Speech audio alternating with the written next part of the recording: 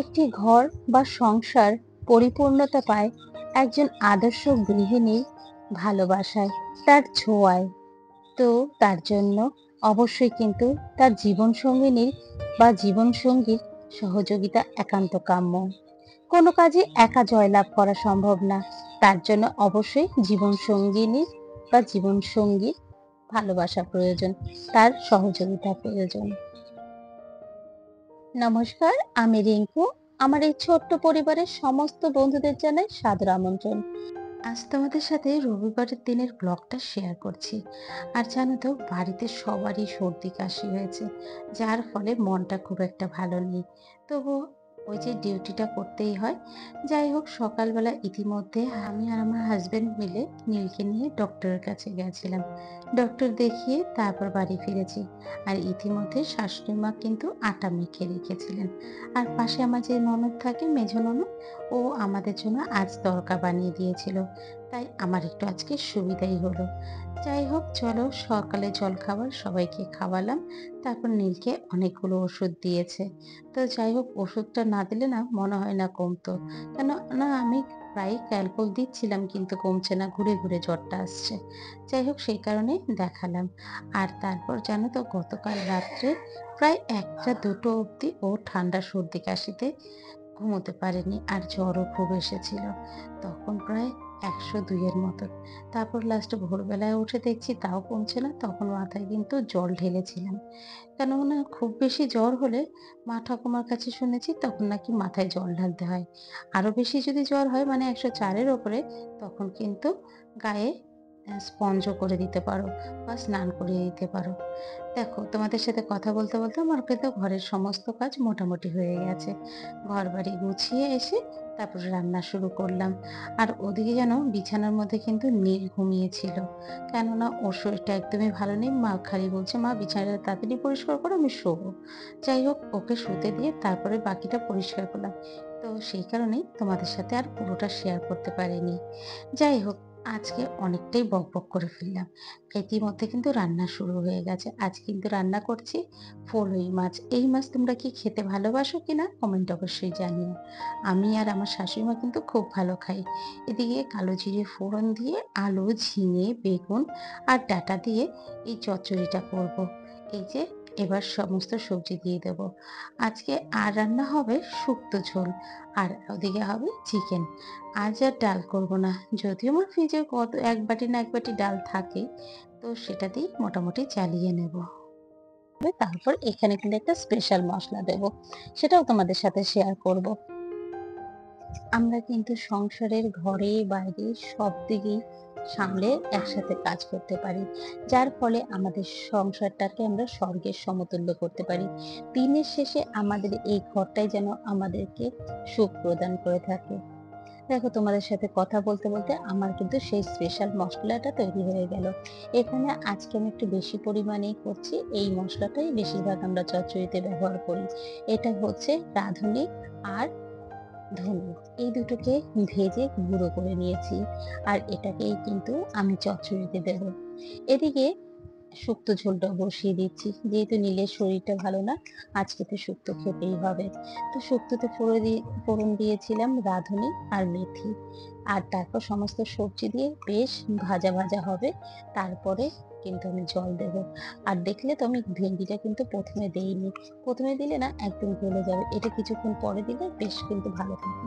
আর এই দেখো, এদিকে কিন্তু আমার চচ্চড়ি, ফলি মাছের চচ্চড়িটা একদম রেডি। সেই স্পেশাল মশলাটা দিয়েছি আর সামান্য একটু ঝোলের মতনও দিয়েছি।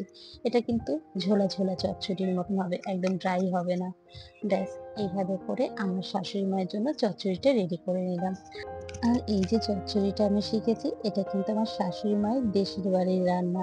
এই স্পেশাল মশলাটা ওনার বাপের বাড়ির রান্না, ওনার কাছ থেকেই আমার শেখা। প্রথম প্রথম আমি এই মশলার গন্ধটা নিতে পারতাম না, তবে এখন কিন্তু বেশ অভ্যাস হয়ে গেছে। ওই যে বলে না, মেয়েরা সবাই সবকিছু পারে, আমারও তাই করতে করতে অভ্যাস হয়ে গেছে। চলো, যাই হোক, এরপর চিকেন রান্না করব। আজ চিকেন একদম সিম্পলই রান্না করছি, যেহেতু ওর শরীরটা ভালো নেই। তো এক্ষেত্রে আলুটা আগে ভাজতে বসিয়ে তারপরে গরম মশলা ফোড়ন দিয়ে পেঁয়াজটা ভাজতে দিয়ে এসেছি। আর এই ফাঁকে প্রচুর বাসন জমে গেছে, তাই বাসনগুলোকে একটু মেজে নিচ্ছি। ওদিকে কিন্তু আমার হাজবেন্ডও আমাকে রান্নায় বেশ হেল্প করছে, মাঝে মাঝে এসে নেড়ে দিয়ে যাচ্ছে। এইটুকু যদি আমাদের ছেলেরা করে না, অনেকটা দেখবে হেল্প হয়। ওই যে আবারও বললি, যেটা প্রথম থেকে বলেছিলাম, একটা মেয়েরাই পারে সংসারকে সম্পূর্ণ করতে। তো তার জন্য কিন্তু জীবন সঙ্গিনীরও প্রয়োজন। তাই আমাদের দাদারা মানে আমাদের হাজবেন্ডরাও যদি আমাদের পাশে এসে দাঁড়ায়, তাহলে সেই কাজটা অনেকটা সোজা হয়। চলো, আমার চিকেনটা কতদূর হলো একটু তোমাদের দেখাই। এই যে দেখো, চিকেনে দিয়ে আলু দিয়ে সবকে কষাতে শুরু করে দিয়েছি। আজকে কিন্তু হালকা ঝোলও রাখবো, বেশি রিচ করবো না। এর মধ্যে দিয়েছি আদা বাটা, কাঁচা লঙ্কা বাটা, জিরের গুঁড়ো, টমেটো, সামান্য ধনের গুঁড়ো আর হচ্ছে হলুদ লঙ্কার গুঁড়ো যেমন আছে, আর লাস্টে একটু গরম মশলা রান্নার পর দিয়ে দিয়েছি। ব্যাস আমার মোটামুটি রান্না হয়ে গেছে। আর ওদিকে কিন্তু হাজবেন্ডের জন্য ডিম সেদ্ধ বসিয়ে দিয়েছি। ও চিকেন 1 পিসের বেশি 2 পিসও খাবে না, তাই ওর জন্য ভাবলাম একটু ডিম দিয়ে দিই, না হলে রাত্রেবেলা ঠিকঠাক খেতে পারবে না।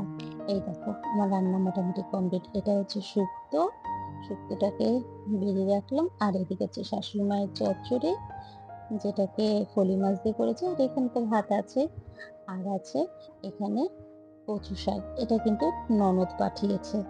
এই যে কচু শাকটা ননদ আজকে পাঠিয়ে দিয়েছে। চলো, এরপরে চলে যাচ্ছি স্নান করে সোজা ছাদে। আর এই পর্যন্ত ভিডিও দেখে তোমাদের যদি কোনো অংশ ভালো লাগে থাকে, প্লিজ একটা লাইক কমেন্ট করে দিয়ে যেও। আর তুমি যদি আমার চ্যানেলের নতুন বন্ধু হয়ে থাকো, চাইলে আমার চ্যানেলটাকে সাবস্ক্রাইবও করতে পারো। আর অলরেডি যদি তুমি এই কাজটা করে রেখেছো, তোমাকে অসংখ্য ধন্যবাদ। থেকে আজকে ব্লগ ভিডিও দেখছো, তোমরা বেশ ভালো আছো আর আমিও ভালো আছি। আজকে রবিবার, সকাল থেকে অনেকটাই কাজকর্ম করলাম। এখন চলে এসেছি স্নান করে এই ছাদে। ছাদে এসে এই যে এখানে সব জামা কাপড় মেলে দিলাম, তবে স্ট্যান্ডটা আনিনি বলে তো এখানে আর ভিডিওটা ওইভাবে দেখাতে পারলাম না। যাই হোক, চলো, হয়ে গেছে, এবার নিচে যাবো। নিচে এসে দেখি প্রায় সবাই খেতে বসে গেছে, আমার জন্য অপেক্ষা করছে। চটজলদি সমস্ত কিছু রেখে ওদেরকে আগে খেতে দিয়ে নিলাম। আর তারপর আবারও তোমাদের সাথে দেখা হচ্ছে সেই সন্ধ্যের পর। একটু মাঝখানে একটু রেস্ট নিলাম, আর রান্নাঘর পরিষ্কার করে রেখেছিলাম, সেগুলো আর দেখালাম না। তারপরে এই যে সন্ধ্যে পুজো দেওয়া হচ্ছে, তো ভাবলাম চলো এটা একটু তোমাদের সাথে শেয়ার করি। জগৎ নমস্তুতে অজ্ঞানতিবাংহস্য জ্ঞানাঞ্জনা শলোকয় চক্ষুরুর্মিলং যেন তস্मै শ্রী গুরবে নমঃ। হরে কৃষ্ণ কৃষ্ণ কৃষ্ণ হরে হরে, হরে রাম রাম রাম হরে হরে, হরে কৃষ্ণ কৃষ্ণ কৃষ্ণ হরে হরে, হরে রাম। এইভাবে করে আমি সন্ধে পুজো দিই যখন আমি সুযোগ পাই। আজ যেহেতু রবিবার বাড়ি আছি তাই দিলাম। আর তারপর ছেলে আর শাশুড়ি মায়ের জন্য একটু আদা দিয়ে চা করে দিলাম। ওদের প্রচুর ঠান্ডা লেগেছে জানো তো। গতকাল রাতে নীলের এত জ্বর ছিল বলার মতন না। লাস্টে ভোরবেলার দিকে ওকে জল মাথা ধুয়ে দিতে বাধ্য হলাম। আর রাত্রেবেলা তো জলপট্টি দিয়েছিলামই, তাতেও কমেনি। যাই হোক, তারপর আমাদের জন্য একটু দুধ চা করে নিলাম। সবাই মিলে একটু দুধ চা খাবো। আর ওদিকে শাশুড়ি মায়েরও কিন্তু বেশ ঠান্ডা লেগেছে, আর ঠান্ডা থেকেই জ্বরটা আসছে। যাই হোক, এখন প্রত্যেকের ঘরেই কিন্তু ক্যালপলটা রাখা খুব প্রয়োজন মনে হচ্ছে, কেন কখন কার জ্বর আসবে বোঝা যাচ্ছে না। আর এই যে দেখো, গতকাল ভিডিওতে যদি এটা শেয়ার করেছিলাম, এটা কিন্তু আমার ছেলের প্রজেক্টের জন্য করেছি। আমার কাছে কিন্তু এই কাজটা বেশ ভালো লাগছে। ব্যাস, তারপর রাত্রে সমস্ত খাওয়া দাওয়া কমপ্লিট করে তারপর বাসনপত্র মেজে তারপর ভিডিওতে এলাম। আসলে কি বলতো, রোজ একঘেয়েমি দেখাতে তোমাদের চাই না, যাতে তোমরা বিরক্ত না হয়। তবুও যেন ভিডিওর ভিউজ বাড়ছে না। বলতো আমার ভিডিওতে কোথায় সমস্যা থাকে, সেটা যদি তোমরা মনে করো তাহলে একটু আমাকে কমেন্ট করো, আমি বুঝে উঠতে পারছি না। যাই হোক, তোমাদের সাথে আজকের মতন এই পর্যন্ত ভিডিওটাই শেয়ার করলাম। এরপর ভালো থেকো, সুস্থ থেকো। আবারও তোমাদের সাথে দেখা হচ্ছে পরের দিনের একটা নতুন ব্লগে।